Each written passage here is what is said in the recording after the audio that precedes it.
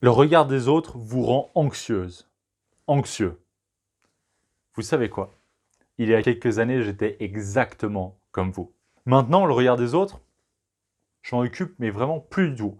Pourquoi? Parce que j'ai compris que ça pouvait me servir et non pas me desservir. Et dans cette vidéo, nous allons voir les 4 techniques principales qui m'ont permis de me réconcilier avec le regard des autres pour pouvoir vraiment aller de l'avant et atteindre mes objectifs. Donc vraiment, si vous avez ce qu'on appelle la blémophobie, la peur du regard des autres, d'ailleurs j'ai fait une vidéo à propos de ça, sachez que j'étais exactement dans la même situation que vous, j'avais les mêmes sentiments que vous, mais maintenant c'est terminé. Et comment?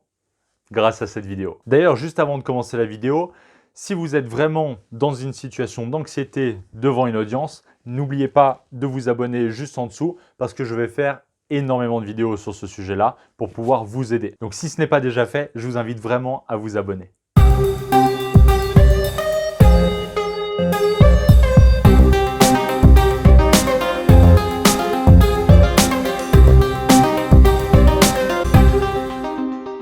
Mesdames, messieurs les super communicants, bonjour à toutes et à tous et bienvenue dans cette vidéo.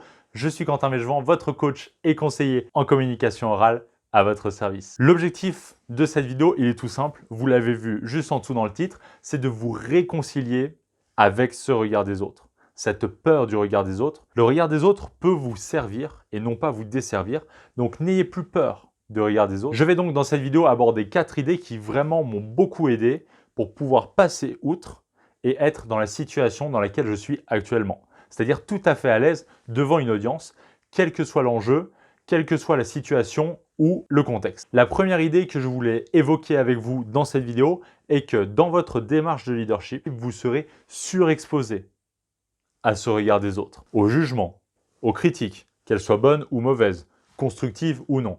Donc, vous êtes obligé de traiter avec ce regard des autres. Donc, autant vous en servir à votre avantage. Ce que je veux dire, c'est que vous n'avez pas le choix. Et là, vous allez me dire, mais Quentin, on a toujours le choix. Effectivement, on a toujours le choix. Mais si vous voulez vraiment réussir votre démarche de leadership, vous n'avez pas le choix que de vous réconcilier avec ce regard des autres. La deuxième idée que je voulais évoquer dans cette vidéo traite de la relativisation. Relativiser sur vos erreurs. Tout le monde fait des erreurs. Et les erreurs sont tout à fait normales. Elles sont nécessaires à l'apprentissage. Donc n'ayez pas peur de faire des erreurs. Et si quelqu'un vous fait une mauvaise critique sur une erreur, tant pis, c'est son problème. Vous, vous aurez appris. Vous, vous aurez progressé. Et comme j'ai pu l'évoquer dans une autre vidéo, définissez votre raison principale. Et cette raison principale va vous rappeler qu'il est vraiment meilleur de progresser plutôt que de donner du crédit à des personnes qui vous font des critiques non constructives. Donc soyez focus sur vos objectifs et progressez. Et d'ailleurs, si vous vous êtes déjà dit, justement, déjà fait la réflexion que tout le monde fait des erreurs, donc tant pis si j'en fais, mettez-le moi dans les commentaires. Parce que ça va vraiment pouvoir inspirer aussi les autres spectateurs de cette vidéo pour pouvoir, tout comme vous, parce que là vous allez vraiment montrer l'exemple, qu'il faut relativiser par rapport à ces erreurs. En plus de ça, faire des erreurs va vous rendre plus humain, va améliorer vos relations avec vos collègues, vos collaborateurs, vos amis, vos proches, parce qu'eux aussi font des erreurs. Donc en vous, ils vont se reconnaître et se dire bah, « c'est bon, moi si je fais des erreurs et que lui aussi, et ben en fait on est sur le même niveau. » Exactement. Tout le monde est sur le même niveau. Tout le monde a le droit de faire des erreurs. Donc vraiment relativiser par rapport à ça. La troisième idée que je voulais apporter dans cette vidéo, c'est d'aborder vos erreurs, d'aborder le regard des autres de manière objective. Détachez-vous émotionnellement du jugement des autres.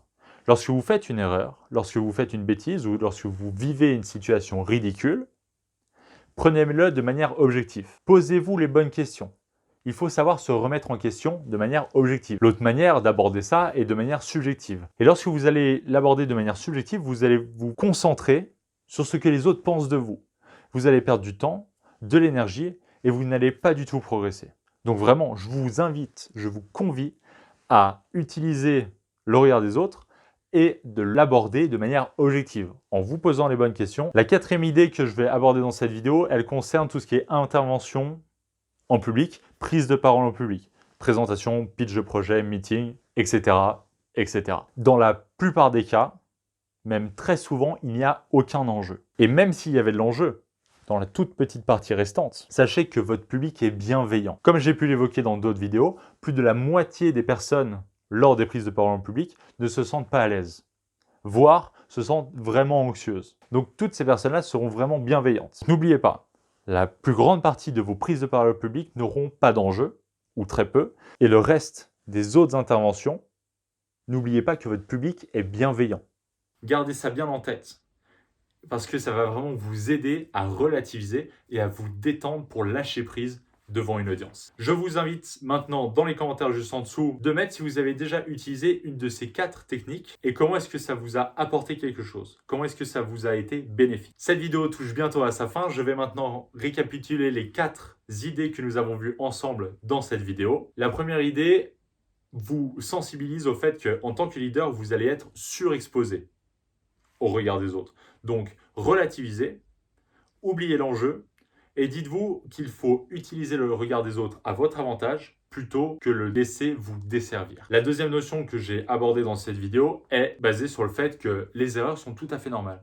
Tout le monde fait des erreurs. Et en plus de ça, ça va vous rendre plus humain, plus empathique et vous aurez de meilleures relations avec les personnes autour de vous. Ensuite, je vous invite vraiment à aborder le regard des autres de manière objective en vous remettant correctement en question, c'est-à-dire en vous posant les bonnes questions. Des questions constructives qui vont vous permettre de progresser. Et la 4e idée que j'ai abordée dans cette vidéo, sachez que dans la plupart des cas, lors de vos interventions en public, lors de vos prises de parole, il n'y a pas d'enjeu. Et pour la toute petite partie restante, dites-vous que votre public est bienveillant.